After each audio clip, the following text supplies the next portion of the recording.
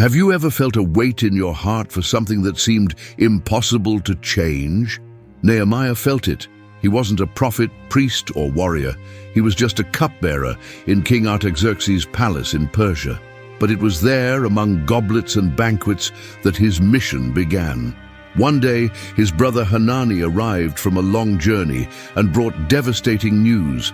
Jerusalem was in ruins, its walls destroyed, and its people living in humiliation. The city, which was once a symbol of God's presence, was now a cause of shame. Upon hearing this, Nehemiah not only grieved but broke down. He wept, fasted, and prayed for days. He didn't just mourn, he sought God with all his soul. Nehemiah understood that it wasn't enough to feel pain for the situation. He needed to act. But how? He was just a servant of the Persian king. What authority did he have to change something so big?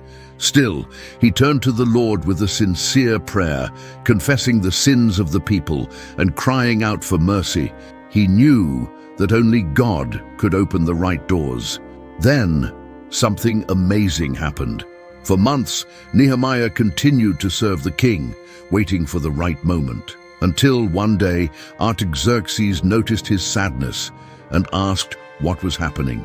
This was the decisive moment. Nehemiah, even with fear, responded boldly. Jerusalem was destroyed, and he wanted to rebuild it. An unthinkable request.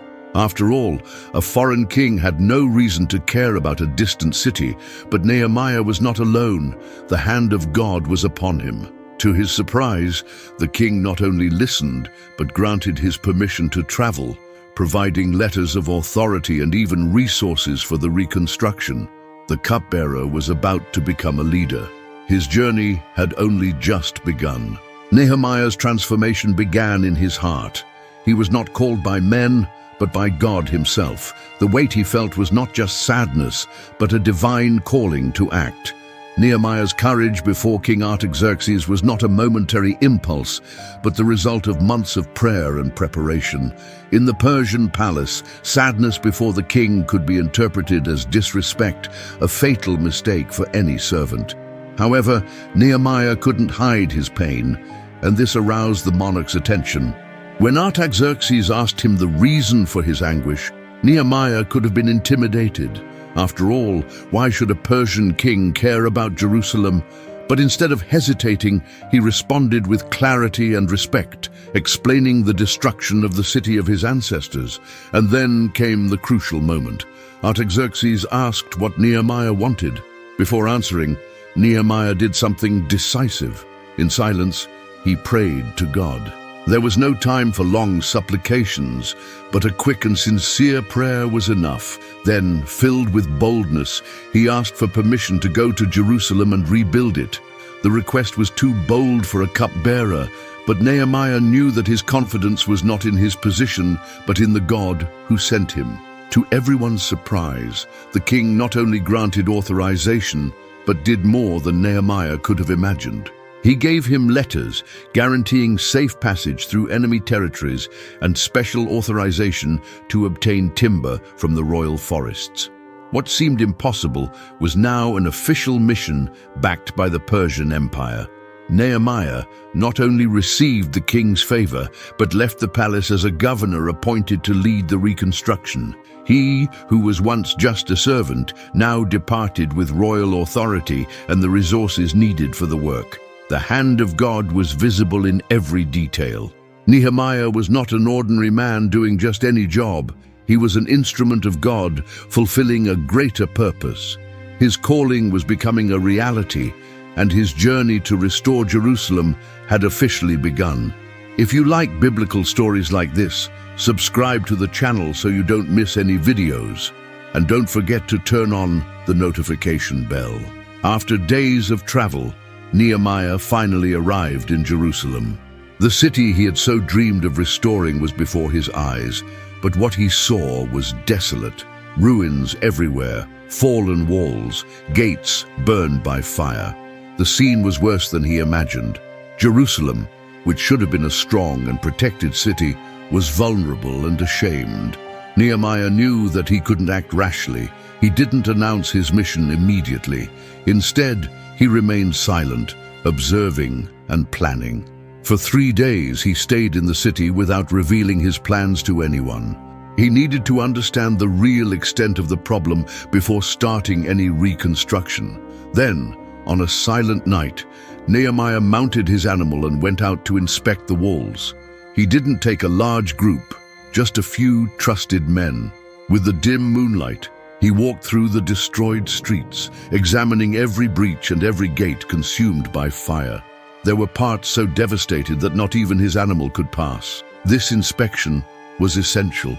Nehemiah didn't just want to start a work, but he wanted to understand exactly what needed to be done. He didn't trust rumors or third-party accounts. He needed to see with his own eyes. Every fallen stone represented the fragility of his people. Every piece of broken wall showed how far Jerusalem had drifted from its original glory. After evaluating everything, Nehemiah made his decision. It was time to act. In the morning, he gathered the leaders, priests, and nobles, and finally revealed his plan. Let's rebuild the walls of Jerusalem so that we are no longer a cause of shame. He didn't talk about himself, but about God. He told how the Lord's hand was upon him and how even the king of Persia had given his support. Nehemiah's words ignited hearts. The people, formerly demotivated, responded enthusiastically, "Yes, let's start the reconstruction." From that moment on, Jerusalem was no longer a defeated city. Something new was about to happen, but great challenges were yet to come. The reconstruction of the walls of Jerusalem did not go unnoticed. As soon as Nehemiah and the people began to work, the enemies of the city rose up against them. Sanballat, governor of Samaria, and Tobiah, an Ammonite official, did not like what was happening at all. For them, a strong and protected Jerusalem meant the end of their influence over the region. At first, they tried to demoralize Nehemiah and the people with words of contempt. They ridiculed the project, saying that the Jews were weak and incapable. Sanballat mocked, "What are these miserable Jews trying to do? Will they restore everything by themselves? If even a fox goes up on that wall, it will fall." Tobiah also scoffed, trying to discourage them, but Nehemiah was not intimidated. Instead of arguing or retaliating, he prayed to God and kept the people focused on the work. He knew that the real enemy was not Sanballat or Tobiah, but the attempt to make the people give up. When the provocations had no effect, the enemies moved on to something more dangerous. They began to conspire against Nehemiah. Sanballat and his allies planned to attack Jerusalem before the walls were completed. They wanted to surprise the workers and destroy everything before the city became protected. Nehemiah, however, was attentive. When he learned of the enemy's plans, he made a strategic decision. He armed the workers. While some built, others stood guard, ready to fight if necessary. The scene was impressive. Men worked with one hand and held weapons with the other. Each family organized itself to defend its part of the wall. Nehemiah reinforced surveillance and encouraged the people. "Do not be afraid. Remember the Lord, who is great and awesome, and fight for your families, your children, and your homes." The enemies realized that Jerusalem was prepared and retreated, but the fight was far from over. Sanballat and Tobiah would not give up so easily. They would try new methods to stop Nehemiah, and this time they would be even more treacherous. Despite the threats and mockery of the enemies, Nehemiah did not allow fear to paralyze the people. He knew that the only way to complete the work was to keep everyone united and focused. So he organized the workers strategically.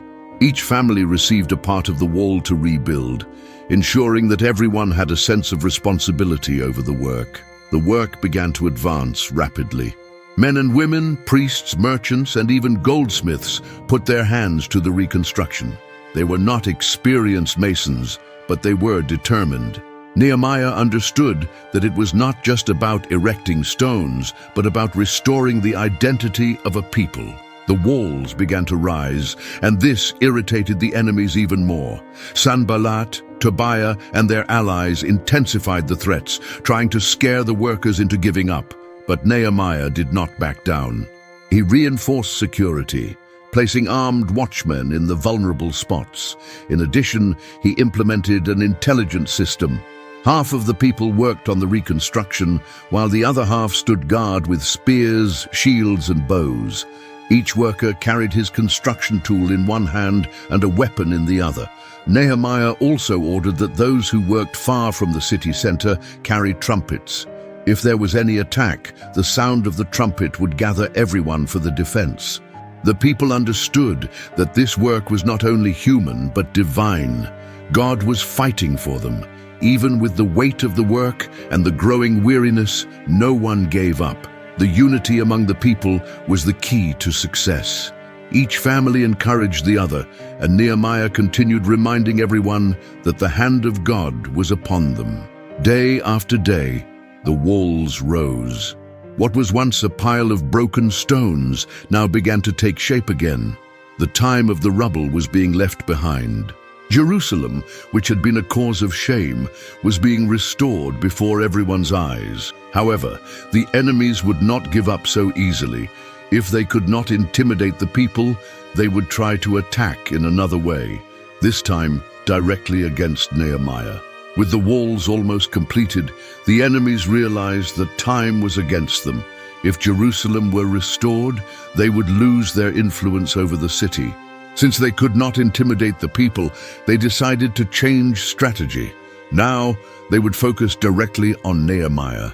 Sanballat, Tobiah, and their allies created a cunning plan. They sent messengers inviting Nehemiah to a meeting in the plain of Ono, outside the city.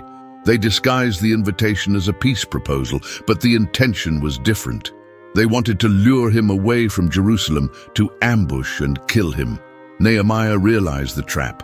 He was not a warrior, but he knew that leaving the city at that moment was risking everything. Therefore, he responded firmly, "I am carrying out a great project and cannot go down. Why should I interrupt the work to go to you?" the enemies insisted. 4 times they sent the same invitation, and 4 times Nehemiah refused. Seeing that their strategy had failed, Sanballat tried another tactic. He spread a false rumor that Nehemiah wanted to proclaim himself king of Judah. The idea was to make Artaxerxes suspect treason and have him executed. Nehemiah, however, was not shaken. He knew that his mission came from God, not from men. Instead of desperately defending himself, he prayed to the Lord and continued the work. He would not allow lies to distract him from his task. But the last trap was even more subtle. A false prophet named Shemaiah tried to deceive him. He said that Nehemiah should hide inside the temple, for his enemies were coming to kill him at night. This seemed like a sincere warning, but there was a problem. Only the priests could enter the holy place of the temple.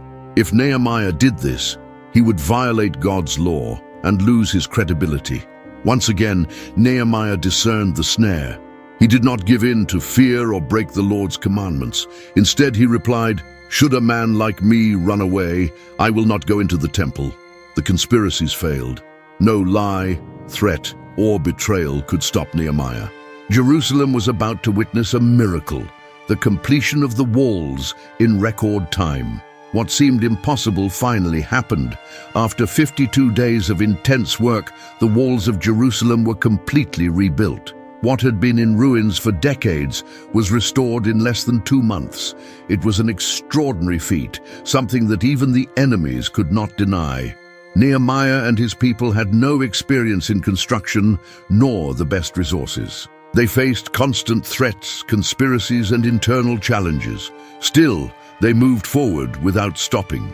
Each stone replaced was a testimony to the power of God, and each restored gate symbolized the renewal of a people who had been humiliated. When the enemies learned that the walls were ready, they were paralyzed with fear. Sanballat, Tobiah, and their allies realized that they were not just fighting against Nehemiah, but against something much greater. The very completion of the work was proof that God was with Jerusalem. Their plans of intimidation and their lies had failed, but the work was not only physical, it was also spiritual. The people who had worked side by side now shared a feeling of renewal.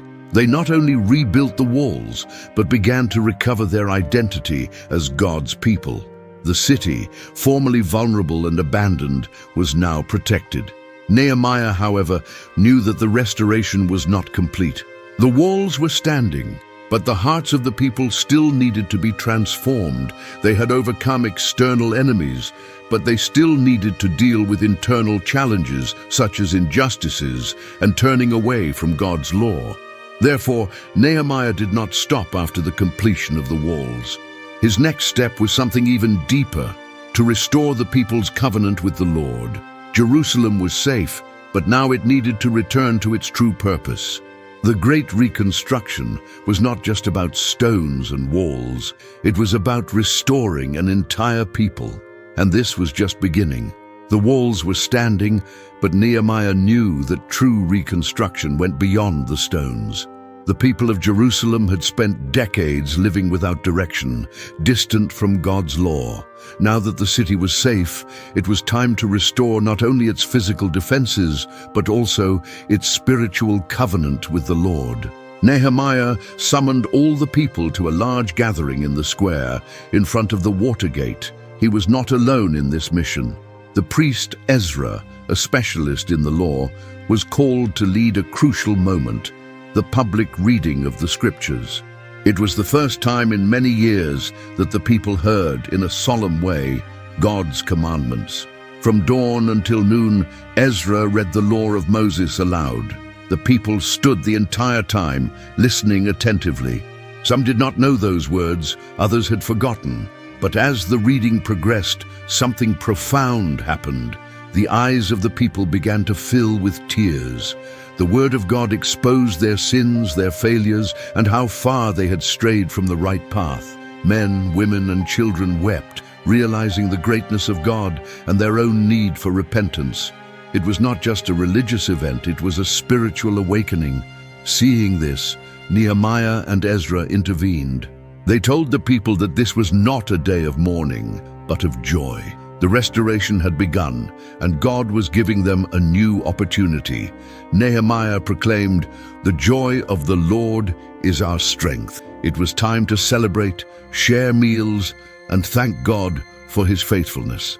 But the transformation did not stop there.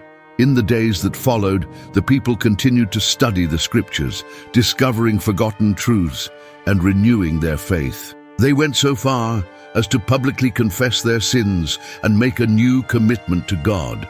The restoration was not only of the walls, but of the heart. Nehemiah saw all this and knew the greater purpose was being fulfilled. Jerusalem was not only protected, it was being reborn spiritually. The spiritual restoration brought a new awakening to Jerusalem. But Nehemiah knew that profound changes needed to be made so that the people would not return to the errors of the past. There was no point in having the walls rebuilt, and the law proclaimed if the city continued to be trapped in the same injustices and disorders. Therefore, he began a series of reforms that would transform the daily lives of the people. The first problem that Nehemiah faced was the exploitation of the poorest. During the reconstruction, many Jews became indebted and were forced to sell their lands and even their children as slaves to other wealthier Jews. This was a serious violation of God's law. Indignant, Nehemiah confronted the leaders and nobles, ordering them to forgive debts and return the land. Surprisingly, they obeyed, and justice began to be restored. Another crucial reform was the purification of the temple. Nehemiah discovered that Tobiah, one of the main enemies of the reconstruction, had obtained a room inside God's own temple. This was unacceptable. Without hesitating, Nehemiah ordered that all of Tobiah's belongings be thrown out and the temple be purified. Jerusalem could not tolerate alliances with those who opposed God's will.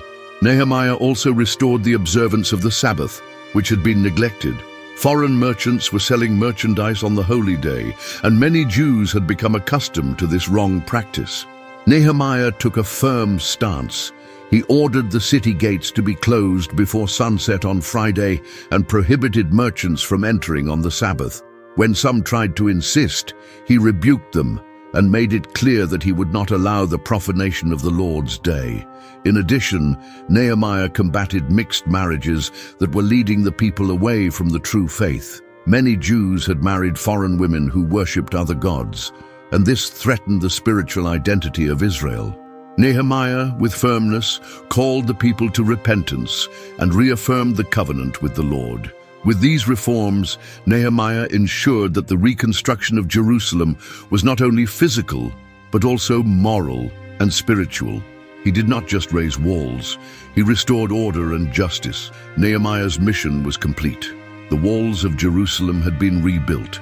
The people had renewed their covenant with God, and the reforms ensured that the city remained faithful to the law of the Lord. But the true impact of his leadership went far beyond stones and visible reforms.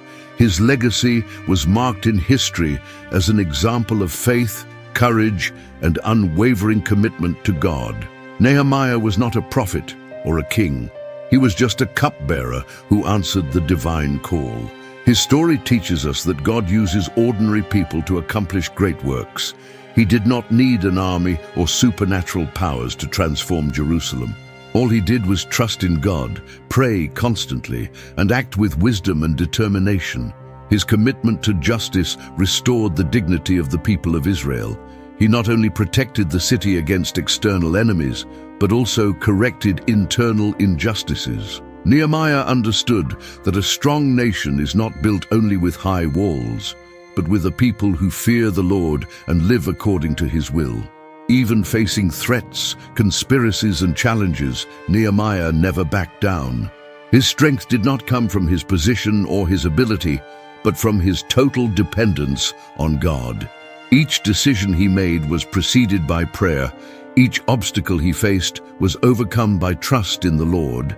His legacy continued far beyond his generation. Thanks to his work, Jerusalem remained safe, and the people had the chance to start over. Nehemiah's story reminds us that true reconstruction begins in the heart, that faith needs to be accompanied by action, and that God honors those who remain faithful to his mission. Looking at Nehemiah, we see a leader who did not seek glory for himself, but dedicated his life to something greater. And so, his story echoes to this day as an example that, with God, even the impossible can be achieved. If you like biblical stories like this one about Nehemiah, I invite you to subscribe to our channel so you don't miss the next videos. Leave your like and share this video with a friend. May God bless you.